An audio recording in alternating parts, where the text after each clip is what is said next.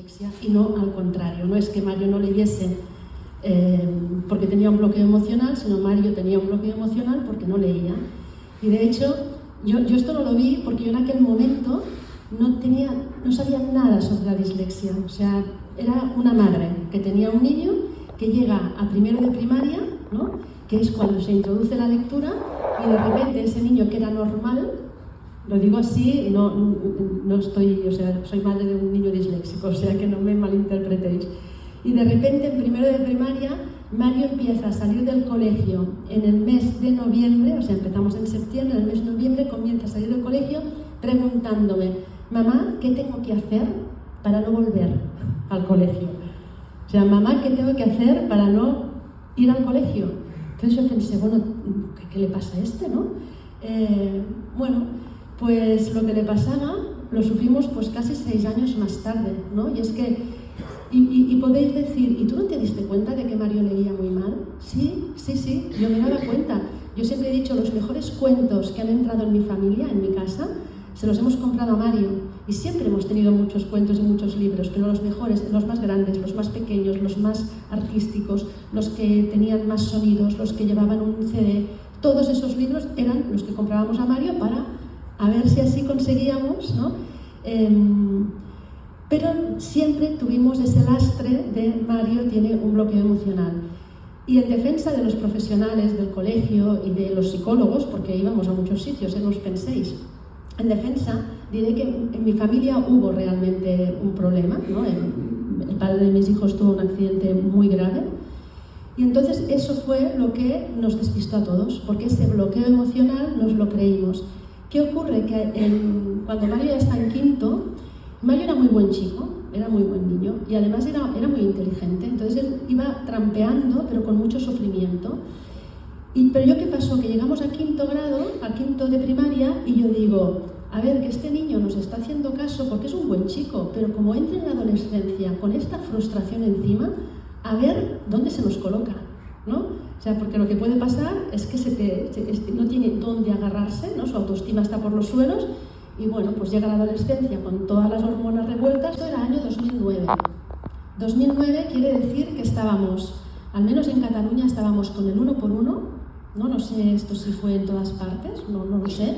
El 1 por 1 quiere decir que era la primera vez que se introducían los ordenadores en los colegios, y era un niño, un ordenador. Es decir, que empezábamos a tener como las herramientas digitales muy cerca.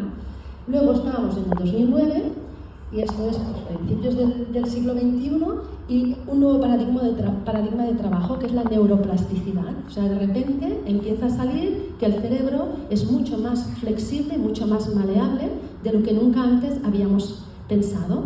Y esto hace que podamos empezar a pensar, y esto ahora ya todo va muy rápido hoy en día, ¿no? Todos los cambios son muy rápidos, todo va muy rápido. De hecho, nos introducimos en el mundo digital, y cuando ya lo tenemos todo digitalizado, ahora hay quien no quiere los ordenadores. O sea, todo va muy rápido, hacia un lado, hacia el otro, vamos todos un poco despistados a veces. Bueno, en aquel momento se estaba pensando en que digitalizar era una buena solución, ¿no? Y decía, estamos con un nuevo paradigma, la plasticidad. Empezamos a pensar que el cerebro se puede entrenar. Y a mí me gusta utilizar la palabra entrenar, aunque a algunas personas no les gusta, porque realmente el cerebro se puede entrenar de la misma manera que vamos al gimnasio a entrenar los músculos. Es lo mismo, necesitamos hacer otro tipo de ejercicio, pero es la misma idea, no es una cosa peyorativa entrenar el cerebro. De hecho, nuestro eslogan normalmente es: entrenamos el cerebro para cuidar del corazón. ¿Vale? Porque a mí lo que más me preocupaba de Mario no era que no tuviese una carrera en física. A mí lo que me preocupaba de Mario era su infelicidad. O sea, ese niño que no quiere ir al sitio donde tiene que ir cada día, 5 días a la semana. Eso es una tortura. Bueno, pues con todo esto yo me metí en el mundo de la lectura, en el mundo de la neurociencia y en el mundo de los programas digitales, ¿no? ¿Por qué también la digitalización? Pues ahora tiene muchas más explicaciones, pero cuando yo empecé, mi explicación era una. Digo, tengo un niño que está de vuelta de todo, que si le doy cualquier cosa convencional, léase un libro, una libreta, un lápiz, me lo va a tirar por la cabeza. Yo tengo que buscar algo que a Mario le motive. Y pensé que el ordenador era la herramienta que me iba a ayudar. Ahora tengo muchas más razones, y muy poderosas. Por ejemplo, la personalización. Cuando Almudena hablaba de personalizar, es que no nos engañemos. La informática nos ayuda a personalizar. El papel y el lápiz es muy costoso. Personalizar a través de papel y lápiz no es posible. ¿Por qué? Porque requiere muchísimo tiempo. Y si no, no vas a acabar personalizando, vas a hacer algo, más o menos. Pero personalizar va a ser difícil. ¿Por qué? Porque no solo tienes que personalizar cuando el niño empieza, sino durante todo el proceso tienes que ir adaptando el material. No es, mira, tengo material para los que están en este punto. No, es que hay 4 niños que empiezan en este punto y les sirve el mismo material, pero dentro de 15 días, si han trabajado, ya no les sirve el mismo material. Necesitas a cada uno, han evolucionado de una forma diferente. Por lo tanto, el material va a tener que ser diferente para estos 4 que empezaron igual. Y esto parece una tontería, pero no lo es, porque resulta que te permite personalizar la informática porque es muy rápida y los procesos manuales no te lo permiten hacer. ¿Vale? Entonces, y hay algunas razones que son realmente logísticas, que no son de una ciencia infusa, son simplemente de bajar a la tierra. Y cuando hay cosas que hablando funcionan, a nosotros mismos, a Glyphing nos pasa, a veces en el despacho decimos, vamos a hacerlo de esta manera. No, llegamos al colegio y decimos no se puede hacer de esta manera. ¿Por qué? Pues por lo que sea. Porque el internet va lento.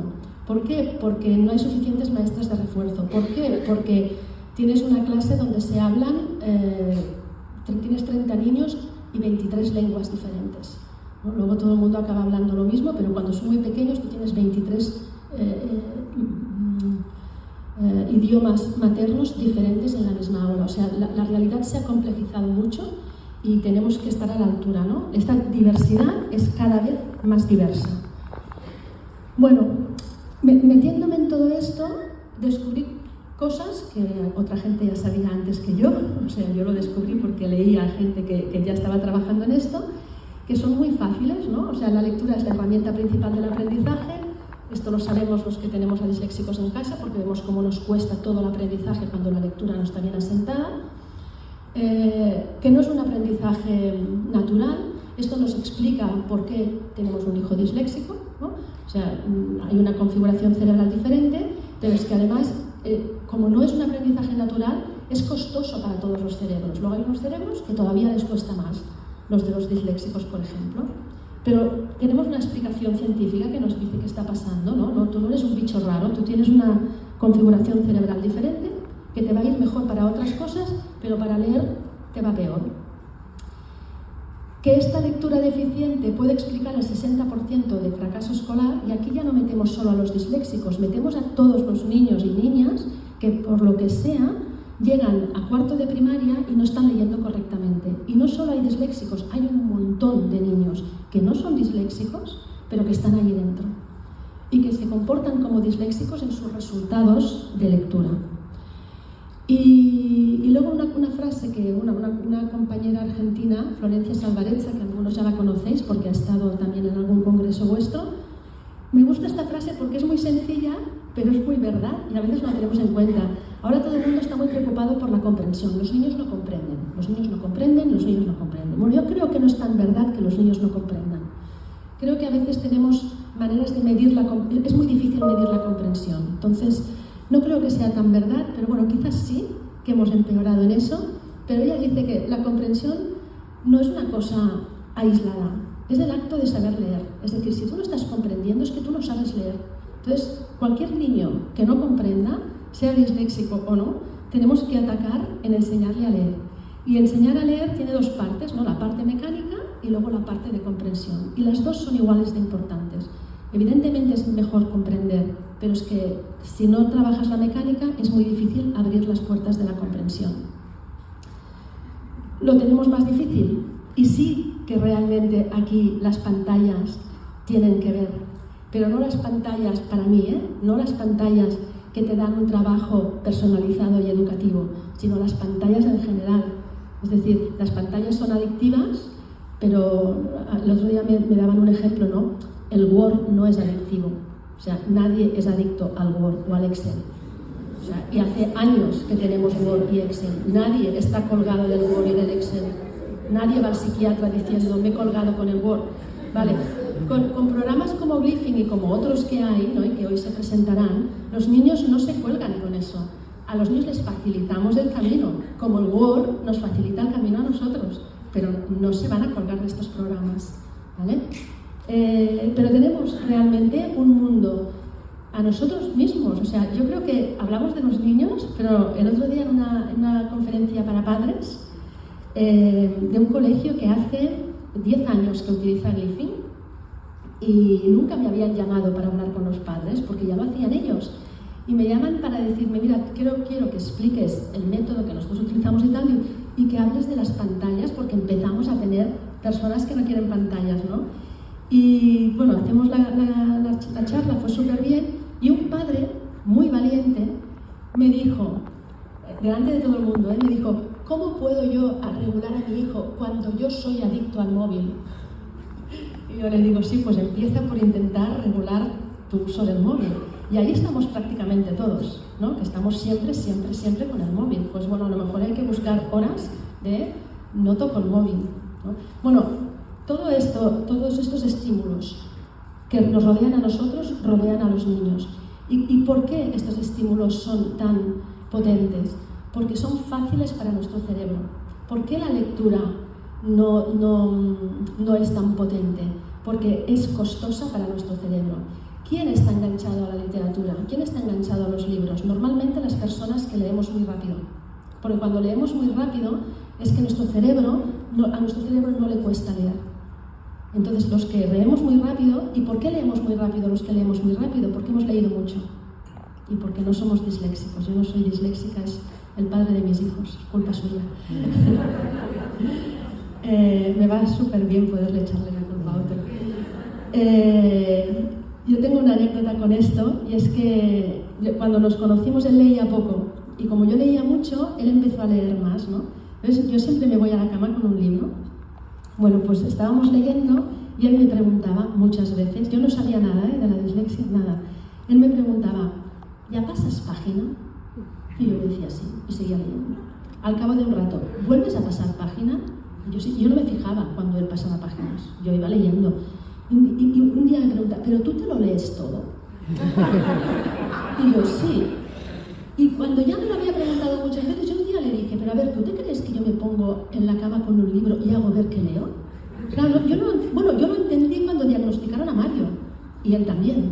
Claro, de repente él leía muy despacio, y por eso no se creía que yo podía leer a esa velocidad, ¿no?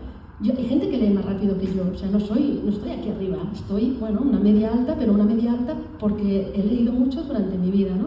Bueno, pues esto es lo que os quería decir. Todos estos estímulos son muchos más fáciles, o sea, de procesar para nuestro cerebro, son mucho más fáciles y mucho más atractivos, pero simplemente por eso, porque son fáciles.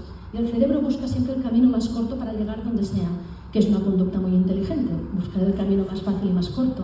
Y esto es lo que hace nuestro cerebro. Por lo tanto, si yo soy muy pequeño y la lectura me está costando, que les cuesta a todos, más o menos, hay un 10% de niños que no, pero a todos les cuesta, y luego a los disléxicos más todavía, pues si tú te vienen con otros estímulos que no son de lectura, tú te vas para allí.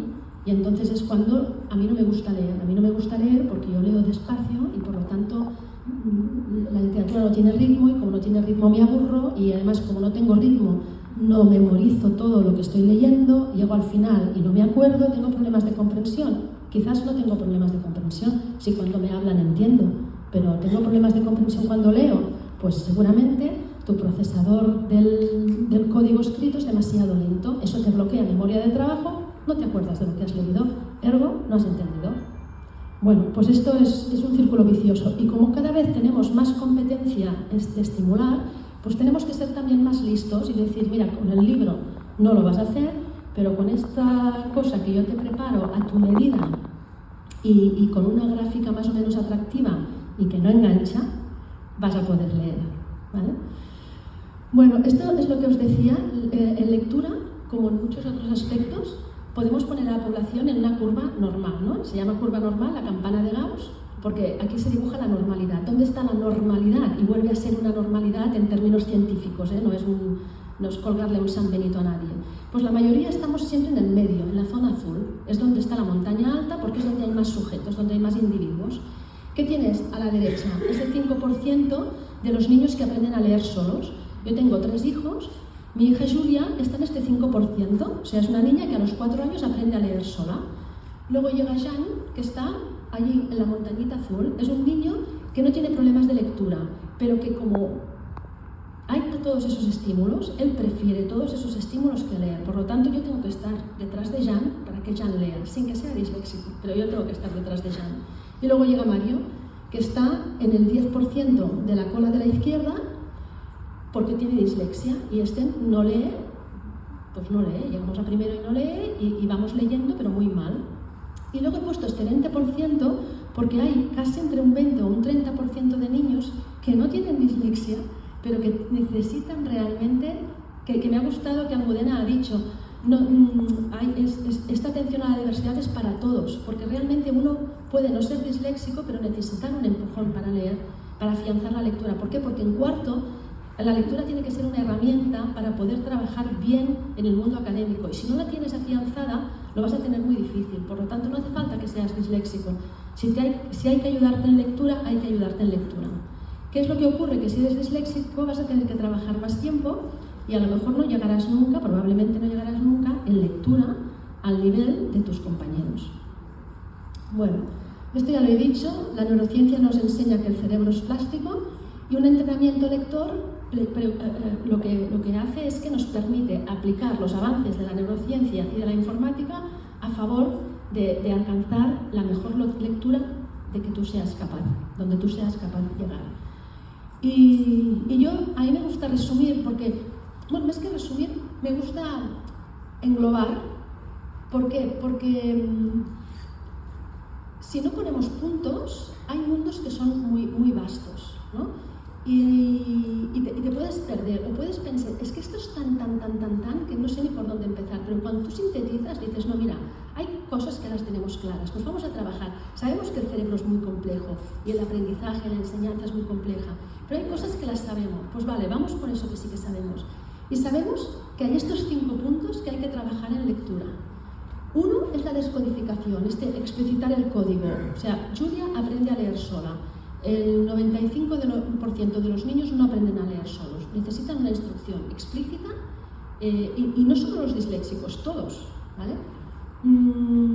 La fluidez lectora, automatizar el proceso de lectura, ahí es donde tienen problemas los disléxicos. Tendrán que trabajar más que los otros y tendrán que hacerlo de una forma más pautada, ¿no? Julia no necesita pautas, las pautas se las hace ella sola, pero Jan necesita pautas y Mario necesita todavía más pautas y Mario necesita más trabajo para quizás alcanzar a Jan. A Julia no la va a alcanzar nunca en lectura, Solo hablo de lectura y no hablo de inteligencia ni de otra cosa que podemos estar a la par o incluso por encima, ya lo sabemos todos. ¿Qué es lo que ocurre cuando tienes una buena fluidez lectora? Que se llama liberar recursos cognitivos, que normalmente son recursos atencionales y memorísticos. Cuando tú lees despacio, bloqueas una parte del cerebro, ¿no?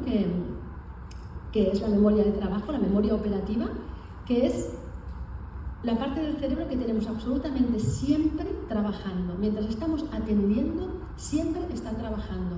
Si la información entra es como un embudo, si la información entra muy despacio por ese embudo, se obtura.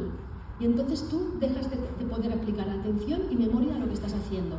La atención y la memoria son las puertas del aprendizaje. Sin atención y memoria no hay aprendizaje, ¿vale? Sin emoción tampoco, pero sin atención y memoria no hay aprendizaje. Una lectura muy lenta nos bloquea la atención y la memoria. Cuando un niño disléxico no está entendiendo lo que está leyendo, no quiere decir que no tenga capacidad intelectual para entender, quiere decir que su atención y su memoria están comprometidas. Y sin atención y memoria no hay comprensión lectora. Luego lo vemos en otra diapositiva mejor, pero estos 3 primeros puntos, todos están hablando de velocidad de lectura, de fluidez lectora, o sea, de intentar conseguir la velocidad, o sea, aquella frase de lee muy despacio, pero no importa porque entiende lo que lee, es una trampa mortal. Era la frase que le ponían a Mario. porque entiende lo que lee. Y yo durante mucho tiempo me sirvió, ¿vale? Luego te das cuenta que no, que llegas a cierta edad y no tienes, este bloqueo de la atención y la memoria, empiezan a tener problemas de comprensión en la lectura. Y no es un tema intelectual, o sea, no es que no tengan esa capacidad de comprensión, es que, lo repito, atención y memoria se han visto comprometidos. Y el cuarto y el quinto punto nos están hablando de una cosa completamente diferente, que es saber cosas sobre el mundo. Esto es otra cosa, a veces yo ya sé que en las escuelas esto no se trabaja así, pero en la sociedad muchas veces hay la idea de no hace falta saber muchas cosas porque está todo en internet. Y ahora todavía más, ¿no? No hace falta saber nada porque lo sabe todo la IA, ¿vale? Y lo sabe todo. Bueno, pero tú tienes que saber buscar, tienes que saber preguntar, tienes que saber si lo que te está diciendo te vale o no te vale, si es verdad o no es verdad, si esa verdad va con tu verdad, ¿no? Porque hay muchas verdades diferentes, ¿no? Y cada uno tenemos la nuestra y no podemos comprar cualquier cosa, tenemos que ir con la verdad que va con nosotros. Todo esto sí que ya es trabajo intelectual y tiene que ver con saber cosas del mundo. Y saber cosas del mundo empieza con atesorar vocabulario, que los disléxicos a veces tienen menos vocabulario porque no leen, y si tú no lees hay palabras que no las vas a oír nunca, porque el lenguaje oral es mucho más restrictivo que el lenguaje escrito. El lenguaje escrito es mucho más rico. Hay palabras que si tú no lees no las has oído en tu vida, porque la gente no vamos por la calle hablando de la zozobra, por ejemplo, o no sé, otras cosas. Vocabulario, conocimiento del mundo, y luego las estrategias de comprensión, que las estrategias de comprensión es aquello que los que leemos normalmente y sabemos leer bien, estamos haciendo de forma inconsciente, pero que nosotros lo hagamos de forma inconsciente no quiere decir que no se puedan explicitar, que no se puedan enseñar. O sea, yo aprendí a leer a los 6 años, me costó un poquito, ¿eh? Yo me acuerdo de mis primeros tiempos leyendo y recuerdo el esfuerzo de aprender a leer. Luego fui leyendo, tengo la suerte de tener una hermana mayor que es como Julia, que ella es, bueno, es la lectora más ávida del mundo. Y fue mi Glyphing en el fondo, porque ella lo que hizo fue, como veía que a mí me costaba, me fue dando los libros que veía que yo estaba en aquel momento preparada para leer. Ya digo, me costaba, pero un poquito, no soy disléxica. O sea que nada.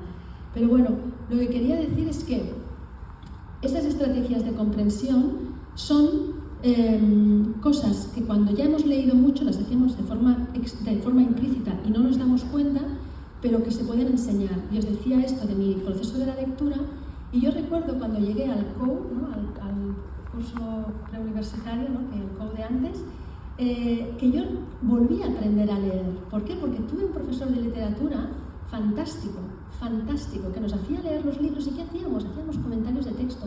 ¿Y de qué te dabas cuenta? De que él llegaba mucho más lejos que yo. ¿Por qué llegaba mucho más lejos que yo? Bueno, entre otras cosas, porque sabía muchas más cosas que yo, ¿no? Por ejemplo, las estrategias de comprensión hacen que tú te des cuenta si estás entendiendo o no estás entendiendo, ¿no? Los buenos lectores vemos que si no estamos entendiendo tenemos que ir a buscar la clave, y a lo mejor la clave es que te están hablando de un personaje mitológico que no tienes ni idea de quién es. Pues tienes que poder saber dónde vas a buscar esta información. Bueno, muchas cosas de este estilo. Esto es muy largo, pero es muy bonito. Lo que quiero decir es que las estrategias de comprensión se pueden y se tienen que trabajar. Y esta es mi diapositiva estrella. Yo no sé cómo voy de tiempo. Voy bien. 25 minutos, voy muy bien, pues. Vale. Esta es mi diapositiva estrella porque el día que yo descubrí esto, ¿no? Cuando me metí con todo el tema de Mario, yo fui feliz, ¿no? Porque entendí lo que ya os he explicado, pero aquí está como muy resumido. Esto es que nosotros necesitamos un equilibrio entre el mecanismo cerebral que descodifica, que es el que sabe que la A suena A, que la M suena M, que la G a veces suena G y que a veces suena G, ¿no? Es esto, mi parte del cerebro que está en el hemisferio izquierdo, y es lo que les funciona mal o muy mal a los disléxicos, que son estas 3 áreas cerebrales que seguro que todos conocéis. Y esta es la descodificación. Y es solo esto, es un proceso automático. Un proceso automático que el disléxico no consigue automatizar, ¿vale?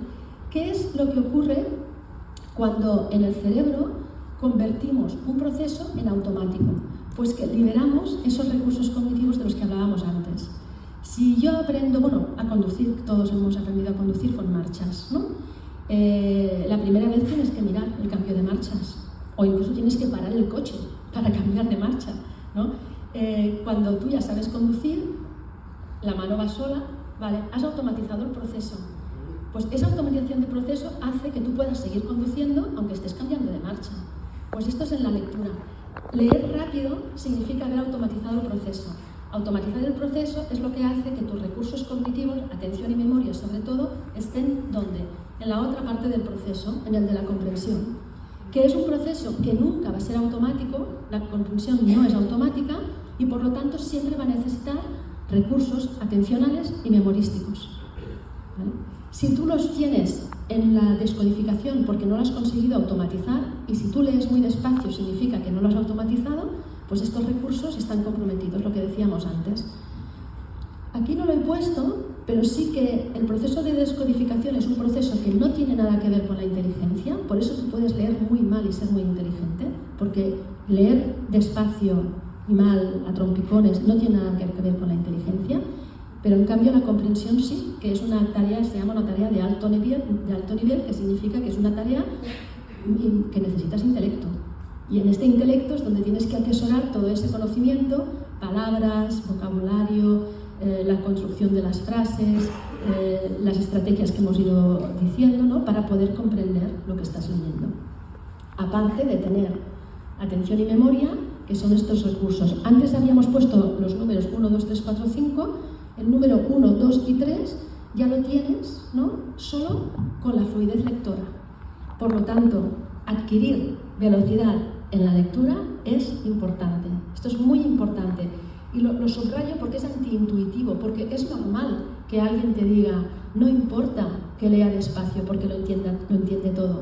Es normal decir esto, porque realmente tú dices lo importante de la lectura es comprender, pero, repito, esta parte comprometida acabas comprometiendo la otra.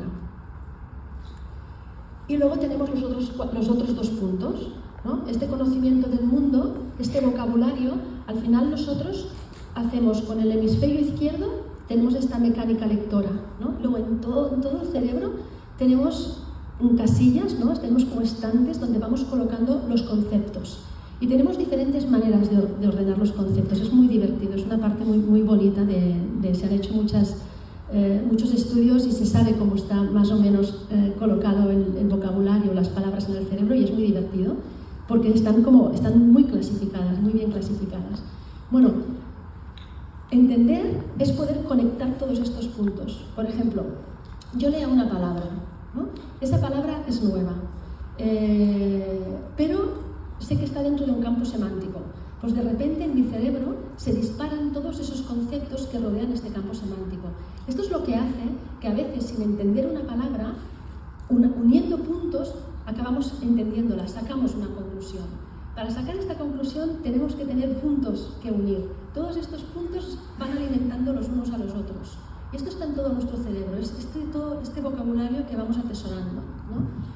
Y luego las estrategias de comprensión que os decía antes, pues por ejemplo son las inferencias puente. Las inferencias puente es que cuando te sale, por ejemplo, un pronombre, tienes que saber a qué hace referencia. O sea, a lo mejor el sujeto o a lo que se refiere ese pronombre está, pues, algo así en plan, muy al principio de la frase, ¿no? Tienes que estar acordándote de toda la frase y luego tienes que darte cuenta de que este pronombre se refiere a este femenino plural del principio de la frase que probablemente era el sujeto. Pero estas son cosas que de entrada puede ser que no las veas. Bueno, pues alguien te lo puede explicar. Esto es lo de la sintaxis. Y no es cuestión de hacer árboles sintácticos, que no sé si se hacen hoy en día. ¿Se hacen? ¿Se hacen todavía? Bueno, a mí me gustaba la sintaxis, pero a mucha gente la odiaba. Pero quiero decir con esto que no es que tengamos que hacer muchos árboles sintácticos, pero a lo mejor sí que tenemos que hablar de las frases y acabar de entender las frases, ¿no? Inferencias, ¿no? Lo de la lectura hay cosas que son explícitas, muy explícitas, y no necesitas más explicación, solo tienes que descodificar y acordarte de lo que has leído, ¿no? Pero hay cosas que no, que sabemos, es toda la información implícita, o sea, el texto no te lo está diciendo, tú tienes que deducirlo. Bueno, pues eso es un punto mayor de comprensión y esto también se trabaja, Bueno, inhibición de los datos irrelevantes. Hay niños que terminas la lectura y preguntas qué has entendido y te dicen una cosa que no tiene ninguna importancia. ¿Por qué te dicen aquello? Pues miradlo, normalmente es o lo primero que has leído o lo último que has leído. Es un problema de memoria. Y la memoria funciona así muchas veces. Cuando no puede con todo, se queda con lo primero o con lo último. Muchas veces es lo último. Entonces, si lo último dice y se subió al coche, ¿de qué va el texto? Pues del coche. El coche no tiene más que esa importancia de la última frase, ¿no? Bueno, pues todo esto se trabaja, pero además tú cuando lo trabajas, si conoces bien esto, tú sabes dónde está el problema de tu alumno y puedes trabajar más en aquello que estás viendo que es su dificultad. Y eso también te ayuda, pues esto, a este currículum personalizado, ¿no? Porque no todos necesitan lo mismo. Por ejemplo, mi hijo Jean, el del medio, que no tenía ningún problema, a veces yo estudiaba con mis hijos y yo sabía lo que se sabía no se sabían, porque yo preguntaba la lección y tal, y había veces que yo pensaba, ostras, no, es que Jean ha estudiado como para tener mejor nota. Y una vez a un maestro, un examen de historia, que además lo habíamos estudiado muy bien, y Jean sacó un 5 pelado, ¿no? Y yo fui a hablar con el profesor, con el maestro, y le pregunté, ¿no? ¿Le puedo ver el examen? Bueno, iba contra la política del colegio, y yo le digo, mira, es que yo no vengo aquí a fiscalizar tu manera de corregir, yo confío absolutamente en tu 5, o sea, estoy segura de que si le has puesto un 5 a Jean, es que Jean se merece un 5. Y yo quiero entender qué ha hecho mi hijo en este examen, porque yo estudiando con él, y sé que se lo sabía. Bueno, pues lo que vi en ese examen, me presentó y le dije, bueno, yo le habría puesto un 4. O sea, era un examen que lo habían aprobado, que me di cuenta de que Jean se explicaba mal por escrito, lo que a mí me explicaba oralmente, y además me parecía que incluso había pereza en ese examen. No estoy segura de eso, pero podría ser. Total, que cuando luego se hicieron las pruebas PISA o no sé qué pruebas, esas pruebas que hacen y te envían los resultados a casa, a mí me envían los resultados a casa, Jean salía en todas las aptitudes alto, todos, y solo tenían un sitio bajo, expresión escrita. Y dije, mira, es que yo me he dado cuenta viendo un solo examen. A mi hijo lo que tienen que enseñarle a lo que tienen que incidir es en la expresión escrita. Pero nadie me lo dijo. Y era un muy buen colegio, es un muy buen colegio. A mí nadie me dijo, es que a Jean tenemos que ayudarle a que se exprese mejor. No, Jean tenía un 5 en el examen y pasaba como que no había estudiado lo suficiente. Eso les motiva, además, porque sí que había estudiado. Él no se sabía expresar. Y vienen las pruebas estas del Estado y resulta que te lo envían a casa y tú ves aquello que has visto con un solo examen. Bueno, pues yo creo que ahí es donde está la mirada de un buen profesional, de un buen maestro, que tiene que darse cuenta de estas cosas, que pueden ser sutiles, pero tienes que darte cuenta. Y para darte cuenta de esto, bueno, pues tienes que estar muy pendiente de tus alumnos, pero luego tienes que saber cosas, ¿no? de cómo funciona el cerebro, cómo funciona el aprendizaje y desglosarlas, ¿no? Jean no era malo en todo, Jean le iba mal cuando se tenía que enrollar. O sea, en un examen de enrollarse, Jean lo hacía mal. Expresión escrita. Bueno, con todo esto, Glyphing lo he dejado así para el final. Esto es lo que yo creé con la Universidad de Barcelona cuando vi que el problema de Mario era la lectura. Y entonces lo que hice fue buscar información en el mundo. En el mundo quiere decir que empecé a leer mucha literatura científica sobre la dislexia y claro, como estábamos en el siglo XXI, me encontré con programas de entrenamiento y descubrí varios, pero había dos que me parecieron especialmente interesantes. Uno es el Fast Forward de Merzenich, que Merzenich es pionero en Estados Unidos, es pionero de la investigación de la neuroplasticidad, y Fast Forward es un programa que todavía existe en Estados Unidos. Y luego me encontré a la doctora Arrowsmith, que es una señora canadiense que tiene una historia muy, muy bonita, pues si lo queréis buscar en internet. Yo en el último libro, Neurociencia de la Lectura, que escribí, hablo de estos casos porque fueron mi inspiración. Y la doctora Arrowsmith es una señora que tenía, como sabéis lo del ojo vago, pues ella tenía un hemisferio cerebral vago. Entonces ella creó un entrenamiento para su propio cerebro y a partir de allí hizo una escuela pues para esto, para cerebros diferentes, para entrenar a cerebros diferentes. Yo en aquella época podía hacerlo y decidí hacerlo. Digo, pues yo me voy a Estados Unidos, a Canadá, llamo a esta gente, voy a verlos y a ver si lo que tienen pues me puede servir. Pero como soy muy práctica, dije, mira, ¿sabes qué? Pásate antes por la Universidad de Barcelona, que es donde yo había estudiado y estaba a 12 minutos de mi casa. Y digo, ¿por qué? Y siempre lo digo con mucha humildad. Yo no fui a la Universidad de Barcelona a decir, vamos a hacer lifting, no. Yo fui a decir, he visto estas experiencias y yo lo que pensé es, claro, los americanos publican mucho y nosotros publicamos menos, o lo que nosotros publicamos, quizás no publicamos menos, pero tienen menos, ¿cómo se dice? Eso, repercusión, me salía la palabra. Y entonces dije, voy a preguntar a la universidad si aquí estamos haciendo algo y quizás no se ha publicado y por eso no lo sé, ¿no? Entonces en la universidad tuve la suerte de que hubo alguien que me dijo, mira, vamos a investigar. Y al cabo de 15 días me llamaron y me dijeron, pues mira, no, parece que no hay nada de esto, pero si quieres lo podemos hacer juntos. Y claro, para mí otra vez fue pues una invitación, ¿no? Y dije, ostras, pues sí, me encantaría, porque yo lo había dejado todo para centrarme en esto. Y así es como se desarrolló Glyphing.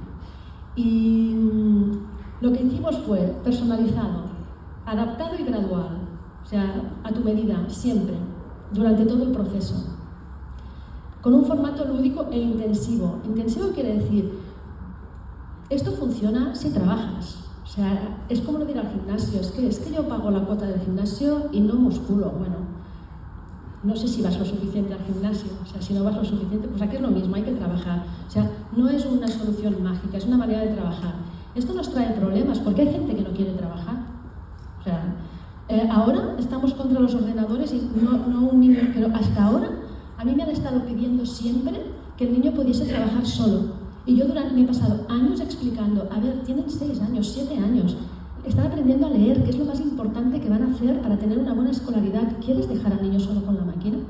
O sea, me he pasado todos estos años diciendo esto a gente que me pedía que el programa funcionase solo con el niño. Y ahora resulta que eso es muy malo y vamos a quitar los ordenadores de todas partes, ¿no? O sea, bueno, hemos pasado, como decía antes, de un extremo a otro. Es intensivo porque necesitamos trabajar un poquito cada día, pero un poquito cada día son 15 minutos al día. Pero es que 15 minutos al día de cualquier cosa hacen mucho en la vida de una persona, porque nosotros no somos lo que hacemos un día, nosotros somos lo que hacemos cada día, ¿no? O sea, tú para ser buena persona tienes que ser bueno cada día. Te puedes desviar algún día, que somos humanos, pero si tú no eres bueno casi cada día, tú no eres una buena persona. O sea, si haces una cosa buena una vez en tu vida, bueno. Y luego basado, como decía Jesús antes, pues todo lo que hacemos en Glyphing, pero cada actividad de Glyphing, todas tienen un motivo de ser, incluso aquellas que no se entienden. Puede ser que un padre o una madre que está haciendo Glyphing con sus hijos, o incluso una maestra, que puede decir, pero ¿por qué estamos haciendo esto? Bueno, pues todo, y está explicado cuando se hace la formación de Glyphing, está explicado en neurociencia de la lectura y está explicado en todos nuestros materiales y manuales. Vale, esto es lo de la evidencia científica, está todo colgado en nuestra página web, pero simplemente os quiero decir, el primer estudio, el de la izquierda, es el de la prueba piloto. Después de trabajar con Mario, mis preguntas fueron dos. Una era, ¿esto ha funcionado de verdad por el método o porque Mario ha visto que yo lo dejaba todo y me metí aquí de cabeza? En la universidad me dijeron, no, Mons, esto no funciona así, tú has hecho una cosa diferente y ahora yo dudaba, ¿vale? Y la segunda cosa que me preguntaba es, ¿y va a tener que hacer Glyphing toda la vida? ¿O lo que ha ganado perdura? Vale, lo que ha ganado perdura. Esto lo vimos en este primer estudio, que luego hicimos con más niños, y vimos que realmente, comparando prueba piloto, hay grupo piloto, grupo control y grupo experimental, ¿no? Entonces los niños que trabajaban mejoraban, los niños que no trabajaban mejoraban en un proceso escolar normal, pero no tanto como los que estaban trabajando con un método intensivo y gradual. El del medio, ahora sí que ya tengo que empezar a terminar. El del medio lo que nos dice es que funciona durante toda la vida. O sea que a cualquier edad puedes hacer Glyphing, pero cuanto antes empieces, antes, o sea, más rápido mejoran, porque la plasticidad cerebral es mayor cuando son más pequeños Y el último es muy bonito porque lo que nos dice es que funciona en cualquier población de nivel socioeconómico diferente. Aquí hicimos 3 grupos de nivel bajo, nivel medio y nivel alto. Todos mejoraban. ¿Sabéis cuál es la diferencia sustancial entre los 3 grupos? La cantidad de sesiones que hacen. Y ahí es donde las políticas educativas creo que tienen que incidir mucho para reducir el gap entre los niños que tienen un entorno que les protege y que va a trabajar con ellos y los niños que no tienen ese entorno. Y tienes que crearlo. Tienes que crearlo, porque si tú les pones un programa intensivo, gradual, todo lo que quieras, el mejor del mundo, pero no tienen con quién trabajarlo, estos niños se quedan atrás. Entonces, funciona, la diferencia está en la cantidad de sesiones que hacen. Cuanto mayor es el nivel socioeconómico del niño, más sesiones realiza. ¿Por qué? Porque tiene un entorno que puede dedicarle tiempo. Esto es importante. Entonces, bueno, ¿qué es lo que hacemos? Evaluación inicial. Esta evaluación inicial nos permite diseñar este entrenamiento. Cada una de las sesiones pasan a ser como una evaluación porque quedan registradas y el entrenamiento se va todo el rato, ¿no? RTI, Response to Intervention. Ese entrenamiento se va adaptando y nos permite pues, adquirir precisión lectora, velocidad lectora y mayor comprensión. Y la parte pues, que nosotros le decimos del corazoncito, ¿no? Entrenamos el cerebro para cuidar el corazón, es primero la autoestima. Con la autoestima cambiada cambia la actitud y mejoran los resultados académicos, porque de repente yo no soy un fracasado que no sirvo para nada, sino que yo soy una persona que trabajando esto de una manera determinada llego. Bueno, los informes individuales. El índice de eficacia lectora es esta evaluación lanza un resultado que te dice si el niño está en uno de estos cuadrantes. Aquí solo muy rápido. Esto es velocidad con comprensión. Velocidad con comprensión. Y los niños disléxicos normalmente están en el cuadrado lila. ¿Qué quiere decir? Leen muy despacio, pero no han entendido lo que ha leído. A medida que van aumentando de edad, puedes encontrarlos también en el cuadrante rojo. ¿Qué quiere decir? Que leo despacio y no entiendo. Pero es lo que os he dicho antes, ¿eh? No queda comprometido por una mala lectura de velocidad, no por problemas de... Y ya está. Esto es un concepto que muchos ya conoceréis, el concepto de la doble cuerda, que es la campana de Gauss, y el glifel, que es el eje de coordenadas que os acabo de mostrar, 5 minutos. Muy bien. Y aquí vemos el concepto de eficacia lectora, es esta doble cuerda donde tenemos la comprensión del lenguaje y el reconocimiento de la palabra. El reconocimiento de la palabra es lo que hemos hablado hasta ahora de descodificación, y la comprensión del lenguaje es la comprensión. O sea, el punto 1, 2, 3 que hemos visto antes está en la cuerda de abajo y el 4 y el 5 están en la cuerda de arriba. O sea que al final está todo explicado, solo hay que aplicarlo bien. 4 días a la semana, 15, 20 minutos máximo. Y ya he terminado, porque esto es un vídeo que no lo vamos a pasar ahora. Hay muchísima información en nuestra web, hay muchísima información en YouTube. Esto es un vídeo de YouTube donde hay como una agrupación que se llama actividades Glyphing, algo así, y hay una agrupación de actividades. Pero ¿cómo podemos adaptarnos? Porque tenemos más de 4.000 sesiones. Entonces, claro, lo tenemos todo muy pormenorizado y trabajamos todo esto que hemos dicho, atención, memoria, descodificación y comprensión. Y aquí os dejo, si queréis saber más cosas de nosotros, la página web, Glyphing.